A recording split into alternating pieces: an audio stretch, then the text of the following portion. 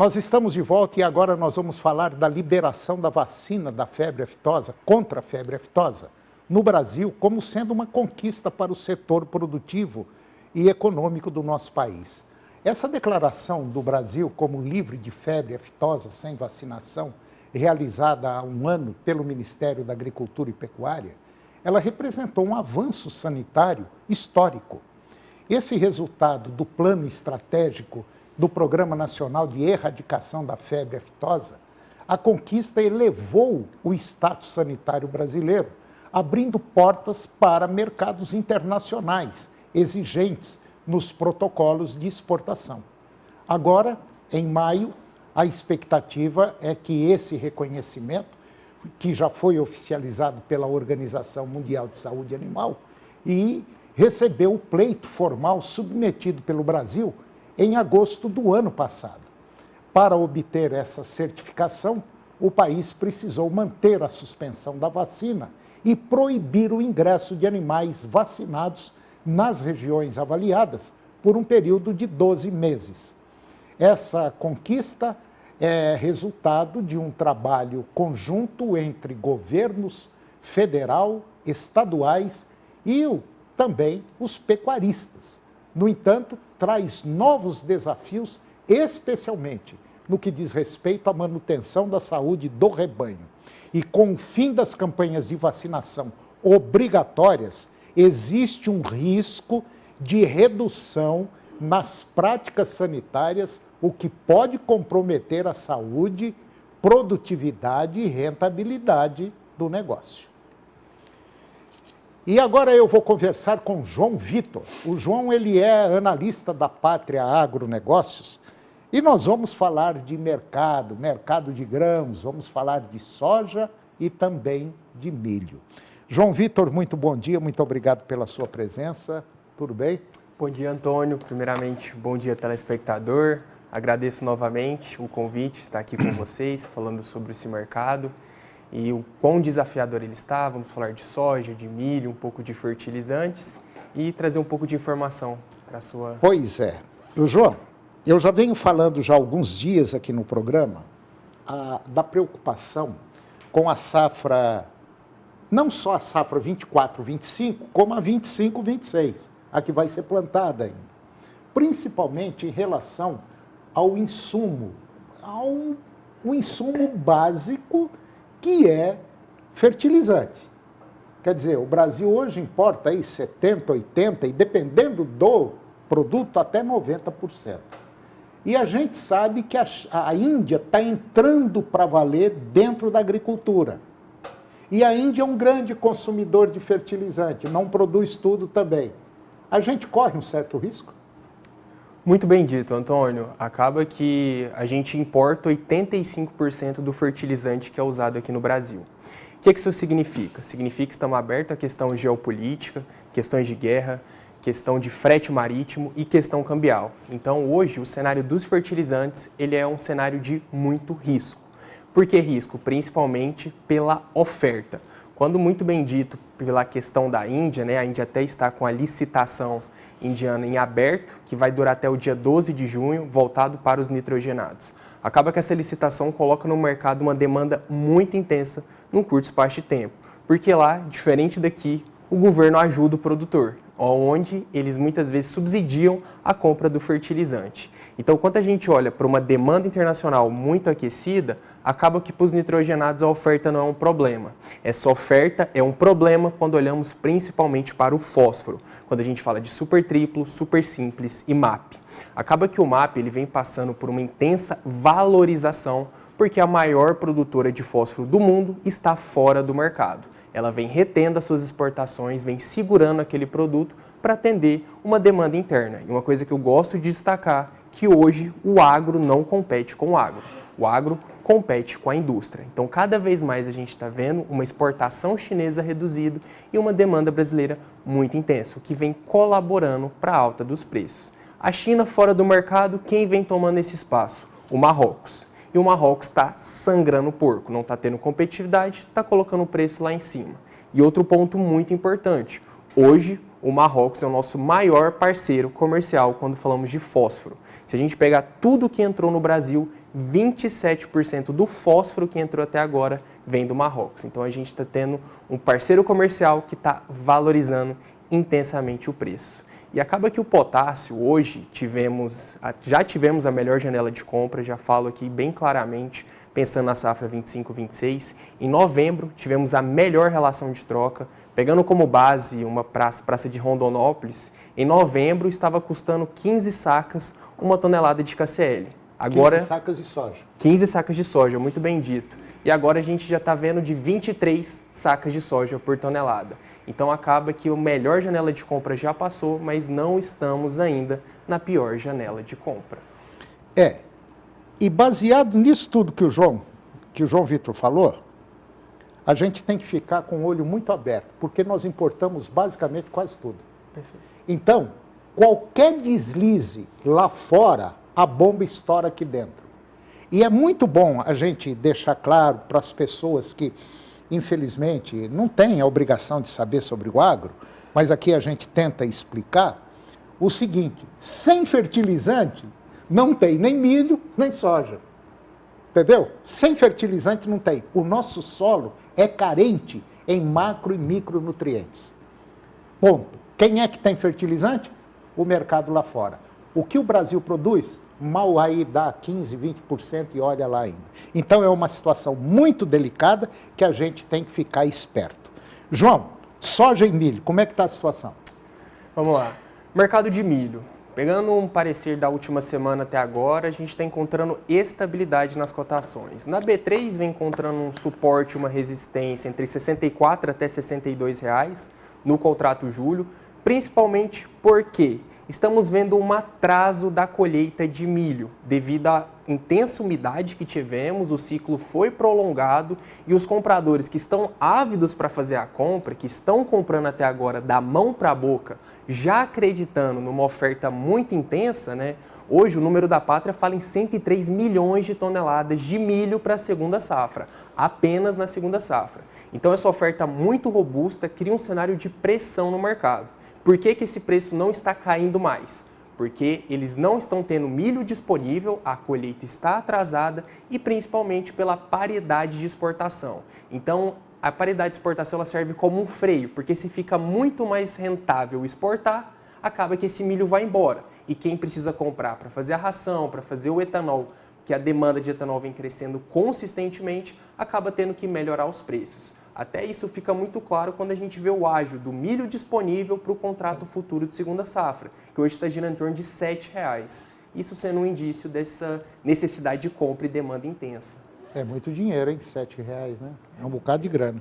Bom, é bom lembrar também que a exportação, mesmo com o problema dessa febre que deu aí aviária, mesmo assim a exportação de frango, de suínos, está muito boa. E mais uma vez, eu vou reforçar. Quando você morde um peito de um frango, uma coxa de frango, um lombo suíno, você está mordendo muito milho e muita soja, certo? Então, o nosso setor é muito carente, tanto na oleaginosa quanto no cereal. Então, nós estamos vivendo assim uma situação, pisando em ovos trincados. Muito cuidado. João Vitor, mais uma vez, muito obrigado pela sua presença, foi um prazer tê-lo aqui. E até a próxima. Muito obrigado, telespectador. Conte comigo. Sou João Vitor Aguiar, componho o time de análise da Pátria Agronegócios e aos produtores que estão com um cenário complicado, um custo de produção mais caro, fertilizante mais caro, soja mais barato, milho mais barato. É cada vez mais importante a gente ter acesso a uma consultoria de mercado. Vender bem e comprar bem significa boa margem de lucros. E eu destaco sempre, o fertilizante não é o custo, ele é a primeira etapa na construção do seu lucro. É verdade. E qualquer dúvida, procure o pessoal da Pátria Agronegócios. Obrigado, João. E o programa de hoje chegou ao fim. E eu termino o nosso programa com a seguinte frase: ninguém nunca se tornou grande por mostrar o quanto outra pessoa é pequena. Muito obrigado pela sua companhia, que Deus nos abençoe e até o próximo programa.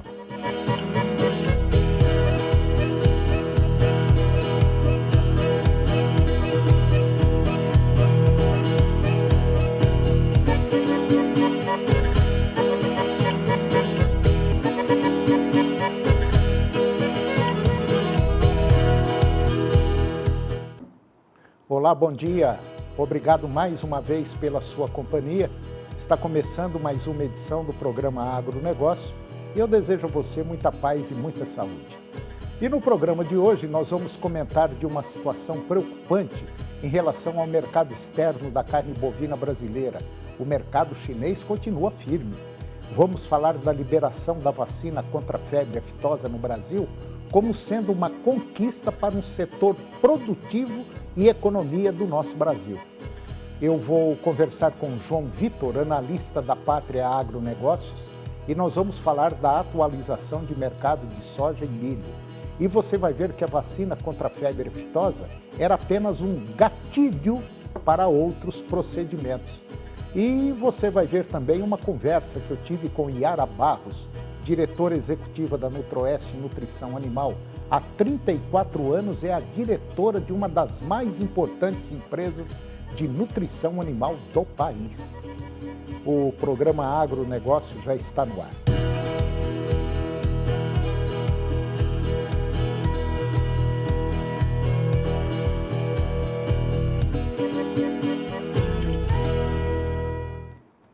Eu começo o programa de hoje falando de uma situação preocupante em relação ao mercado externo da carne bovina brasileira, que é o mercado chinês, que, por incrível que pareça, continua firme.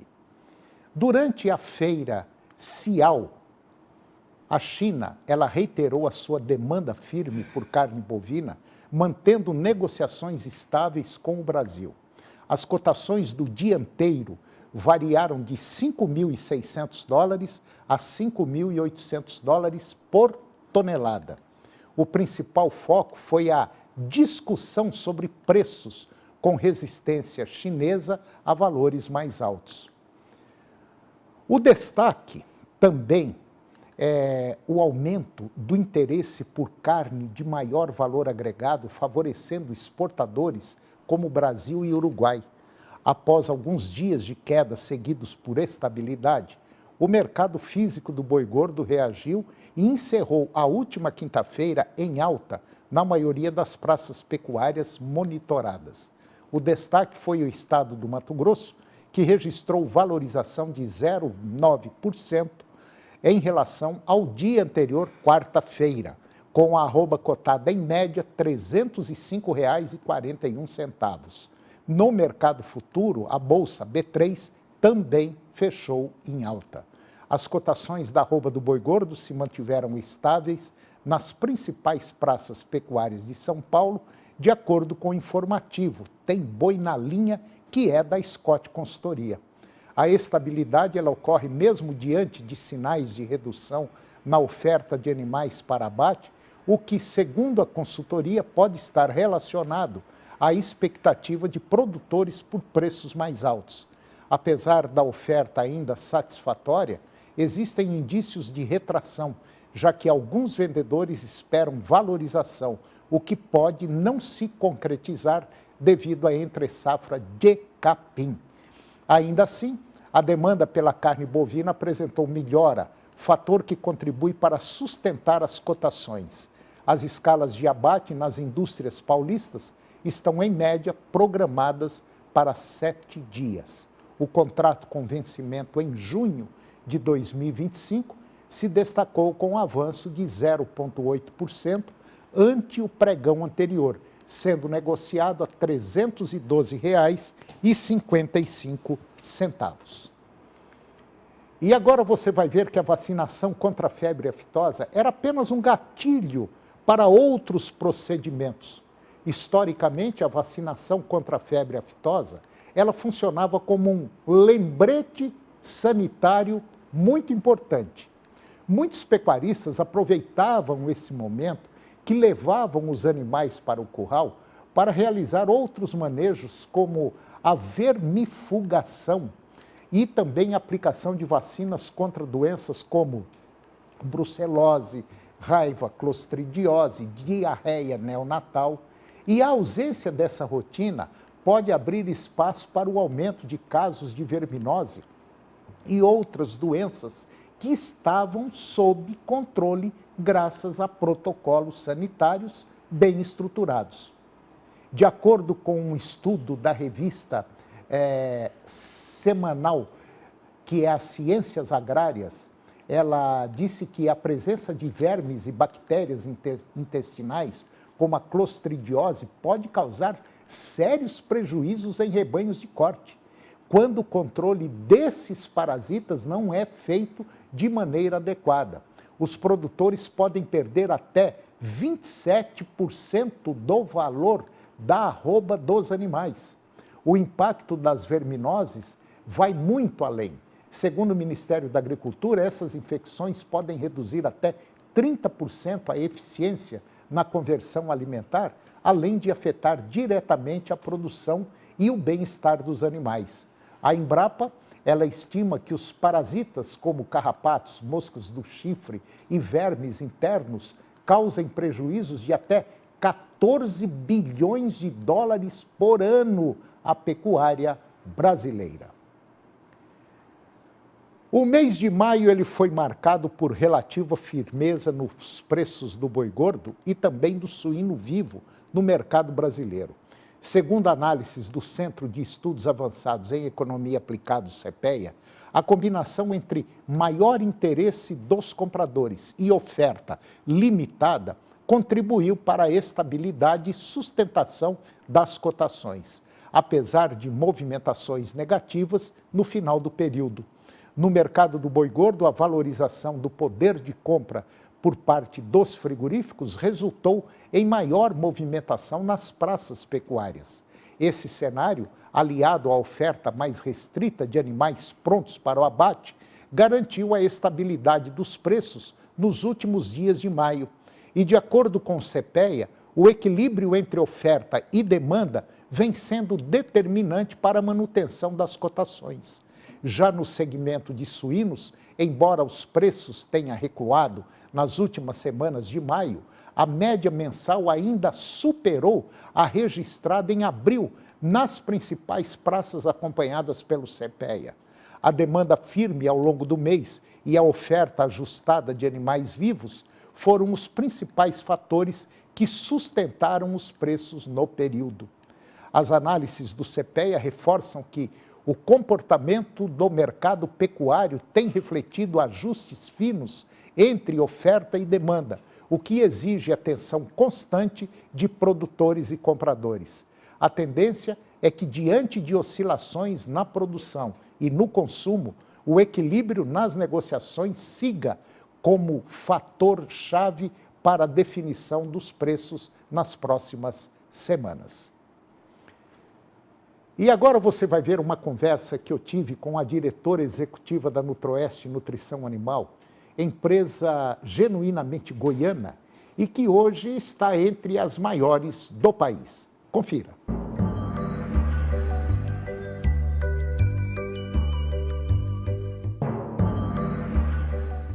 Eu vou conversar agora com Yara Barros.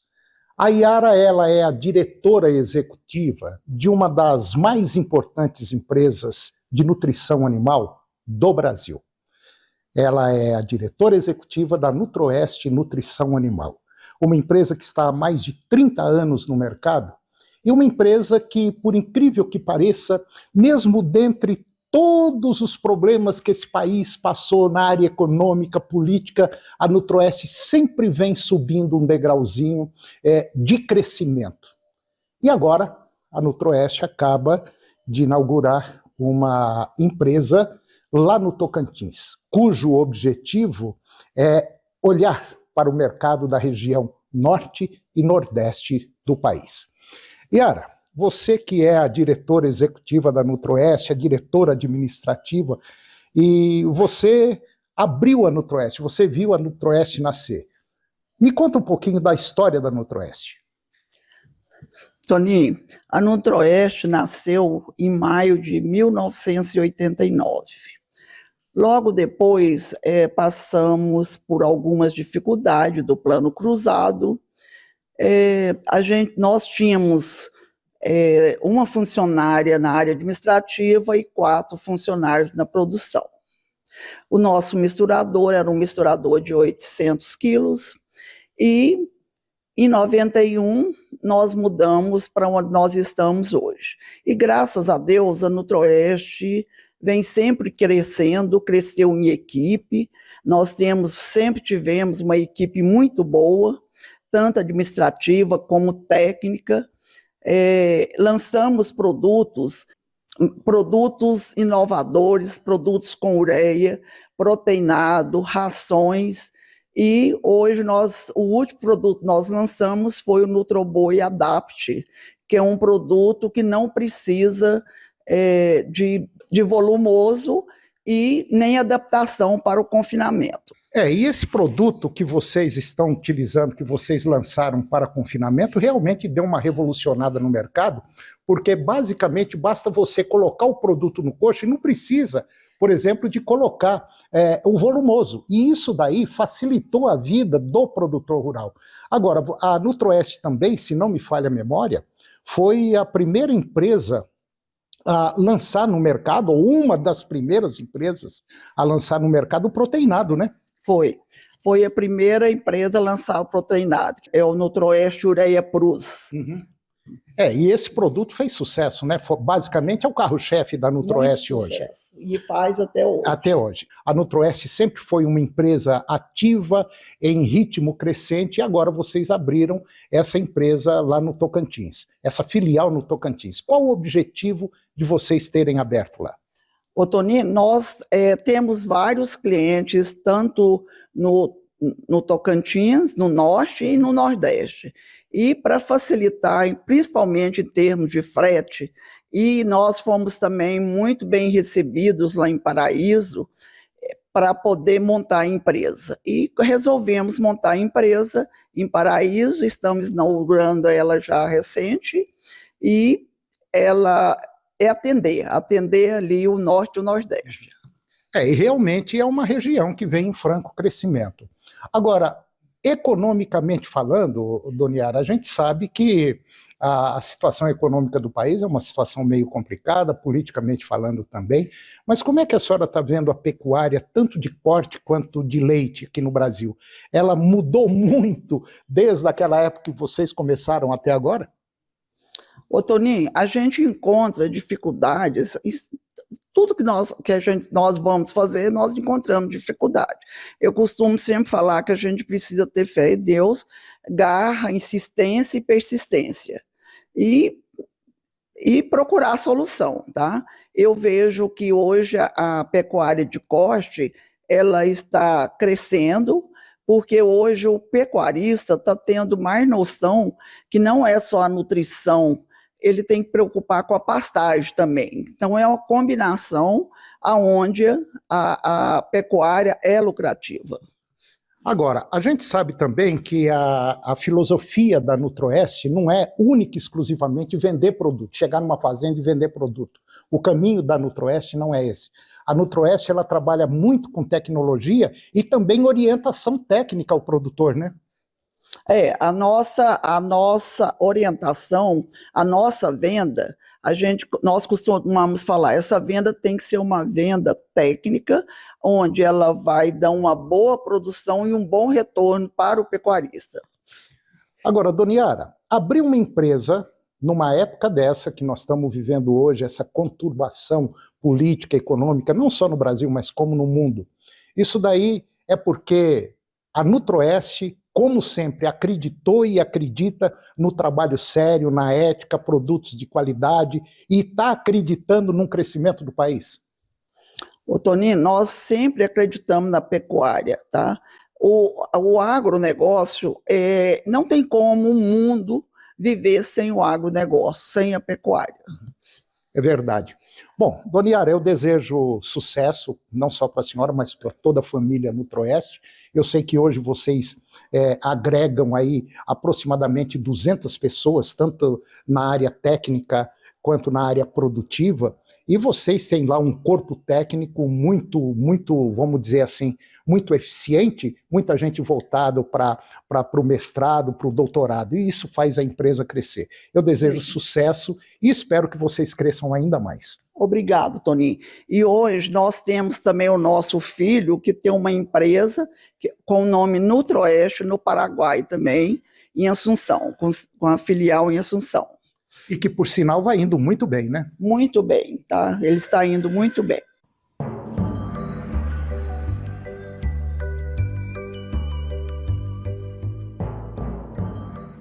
E depois do intervalo eu vou conversar com João Vitor, analista da Pátria Agronegócios, e nós vamos falar da atualização de mercado de soja e milho. Nós voltamos já, é um minuto só.